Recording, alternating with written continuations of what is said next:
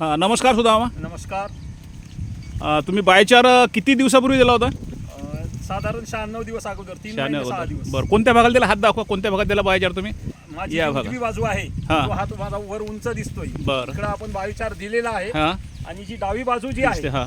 या साईडला आपण बायोचार दिलेला नाही. बरं, आता तुमच्या अनुभवानुसार हात खाली करा. अनुभवानुसार तुम्हाला काय फरक वाटला बायचार दिलेल्या मक्क्यामध्ये आणि बायचार न दिलेल्या मक्क्यामध्ये? याच्यामध्ये झाडाची उंची, हां पानांचा रंग हां आणि मक्याचं जे कणीस आहे हां. त्याची साईज. अजून आपण याचा दाना उडून पाहिला आणि टक्कर आता नंतर बघू आपण जेव्हा वेळ येतो. हो. आणि कणसाच्या आकारमध्ये काही फरक आहे का? खूप मोठा फरक आहे. बरं, आपण ते बघू. हे बघा, या भागामध्ये पूर्ण बायोचार दिलेला आहे यांनी, सुदामामांनी.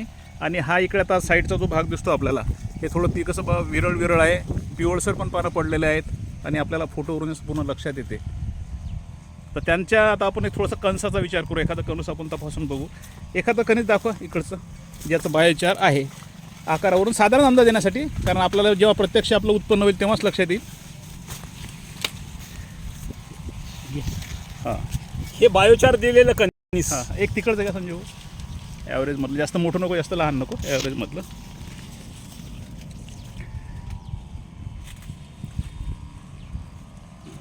लहान आणलं का? समोर हात. आणि हे बायोचार जवळ, दोन्ही जवळ हा, जवळ हे बायोचार न दिलेलं हां. आणि हे बायोचार दिलेलं कणीस. जवळ पकडा दोन्ही. म्हणजे भरपूर फरक आहे. आता आपण प्रत्यक्ष आपलं उत्पन्न कधी होईल याचं? याचं साधारण आपण याच्यानंतर समोरचे 25 दिवस एक आपण गृहीत धरू हां, किंवा हां. 25 दिवसानंतर आपल्याला वाळलेली मका या ठिकाणी दाणे दिसतील. बरं, तुम्ही आता एक काळजी घ्यायची, जेव्हा आपण तुमचा मका तयार होईल तेव्हा इकडचा काही तुम्ही एरिया घ्यायचा, 30 फूट बाय 30 फूट म्हणजे 900, आणि यामधला 30 फूट आणि दोन्हीकडचं ते बाहेर ठेवायचं उत्पन्न काढून. म्हणजे 30 फूट बाय 30 फूट क्षेत्रामध्ये किती आपलं उत्पन्न झालं आणि जिकडे आपण बायोचार नाही दिला तिकडे उत्पन्न झालं. आणि त्यातलं आम्हाला सॅम्पल पण लागेल, त्याचे आपण न्यूट्रिएंट वगैरे पण तपासणार आहोत. ठीक आहे. चला, तर शेतकऱ्यासाठी तुम्ही काय सांगणार आहे? शेतकऱ्यासाठी मी सर्वप्रथम तर हार्टफुलनेसचे आभार मानील बरं, की एवढ्या चांगल्या प्रकल्पामध्ये संजीव श्रीयुत नाने सर सोबतच आमचे आदरणीय सुभाषजी गायकवाड साहेब, केशर काकू यांनी या संदर्भात जे मोलाचं मार्गदर्शन मला दिलं आणि त्या मार्गदर्शनाला मी पात्र ठरलो. सर्वप्रथम मी हार्टफुलनेसचे आभार मानील.